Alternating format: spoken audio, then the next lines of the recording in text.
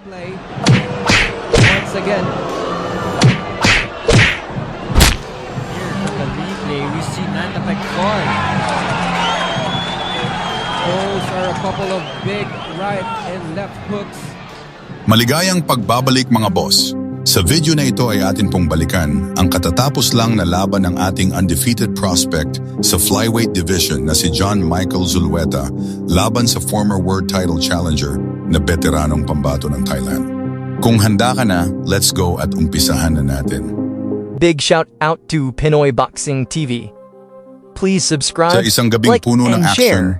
at nag-uumapaw na pag-asa para sa boxing sa Pilipinas, isang batang mandirigma mula sa Negros Occidental ang sumabak sa pinakamalaking pagsubok ng kanyang karera.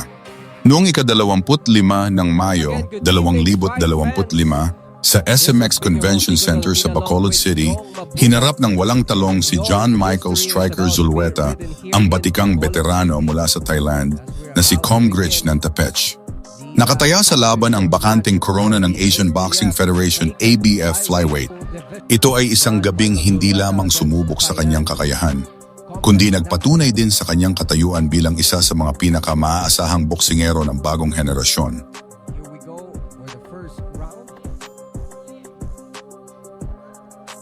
Comgrich Nantapec, way back in 2017, he was able to battle it out against Tony Ahas Nietes way back in Cebu, where he almost won that fight. Si John Michael Zulueta, na tubong Calatrava, Negros Occidental, ay pumasok sa laban na may malinis at impresibong record na walang talo.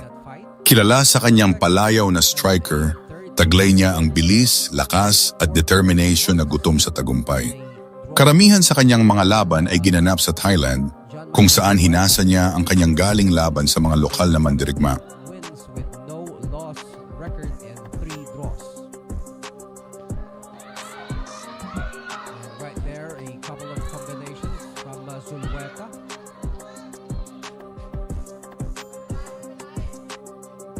Nantapec is a much experienced fighter over Zulueta. Para kay Zulueta, hindi lamang ito laban para sa isang titulo. Ito ay isang laban para sa karangalan at pagkilala. Ang veteranong mandirigma ng Thailand. Sa kabilang sulok, nakatayo ang isang pangalang may bigat at kasaysayan sa mundo ng boxing, si Comgrich Nantapech. Isang veterano na may higit sa 50 professional na laban, hindi matatawaran ang kanyang karanasan. Hinarap na niya ang ilan sa mga pinakamagagaling sa kanyang dibisyon, kabilang na ang alamat ng boxing sa Pilipinas na si Donnie Ahas Nietes para sa isang world title noong 2017. Bagamat marami ng pinagdaanan, ang kanyang kakayahan na makipagsabayan at ang kanyang tibay ay nagsilbing isang malaking babala. Si Nantapech ay ang perpektong gatekeeper, isang mapanganib na pagsubok na kailangang malampasan ng sinumang naghahangad na umangat sa mas mataas na antas. Zulueta. Some combinations right there.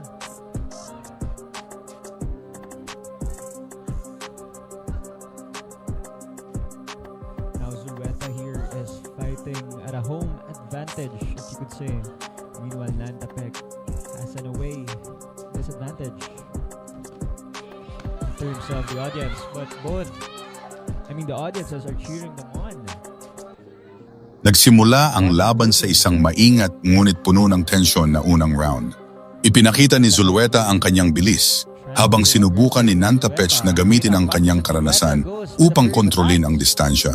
Agad na ipinaramdam ng batang striker ang kanyang presensya sa pamamagitan ng matutulis na jab at mabilis na combination. Samantala na natiling kalmado si Nantapech, nag-aabang ng pagkakataon na makapagpatama ng kanyang malalakas na ganting suntok. Nantapec there, and that was the end of round 1.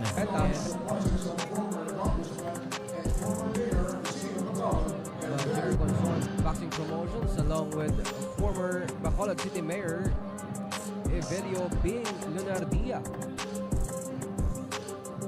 And now to our instant replay currently playing on your screens, we see Zulueta and Nantapec battle it out during the first round of the match. Zulueta energized. Again, going on the offense. Ikalawang round mas naging agresibo si Zulueta. Sinimulan niyang atakihin ang katawan ng veteranong Thai upang mabawasan ang lakas nito. Bagamat na nakakatanggap ng mga suntok, nanatiling matatag si Nantapech, isang patunay ng kanyang pambihirang tibay na hinubog ng maraming taon sa boxing. absorb yung mga punches. At yung strategy na talaga is to dig into the body of his opponents. Yeah, I mean, nakikita natin, I'm pretty sure Nantapech here is trying to gauge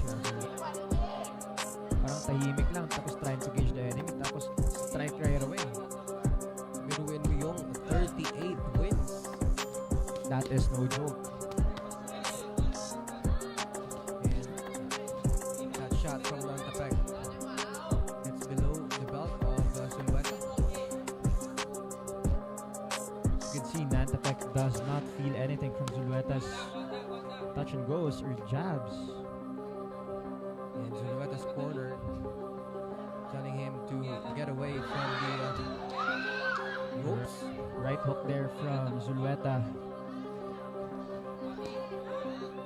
Great body shot coming from Zulueta. Again, Nantapech is just receiving the blows. It's like he's the calm before the storm. We'll see how this goes.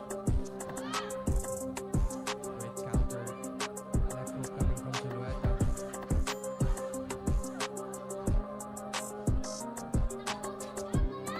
Zulueta again. Zulueta is a native of Calatrava.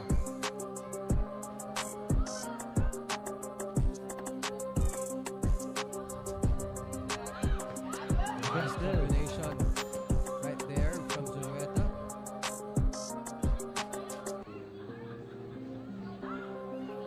A couple of jabs. It's like Zulueta's trying to get a reaction out of Nantapech, but Pagdating ng ikatlong round, dito na nagliyab ang laban. Nakahanap si Zulueta ng tamang tempo. Battle Sa isang mabilis na palitan ng suntok, between Zulueta and Nantapech. nagpakawala siya ng isang malakas at dumadagundong na kanang bigwas na tumama ng diretso sa panga ni Nantapech. Bumagsak ang veteranong Thai sa lona. Bagamat nagawang tumayo, ito na ang simula ng kanyang katapusan. Naramdaman ni Zulueta na sugatan na ang kanyang kalaban. Walang awang sinugod niya si Nantapech at nagpakawala ng sunod-sunod na mga suntok. Sa isang flurry of punches, muling pinabagsak ni Zulueta ang kanyang kalaban. Sa puntong ito, ang tapang na lamang ang nagpapatayo sa Thai. Ngunit hindi na nag-aksaya ng panahon ang Pilipino. Muli siyang sumugod at sa ikatlong pagbagsak ni Nantapech, wala nang nagawa ang referee kundi itigil ang laban upang iligtas ang veterano mula sa karagdagang kapahamakan. Ang resulta, isang makapigil hiningang third round technical knockout para kay John Michael Zulueta. Nantapech in this third round.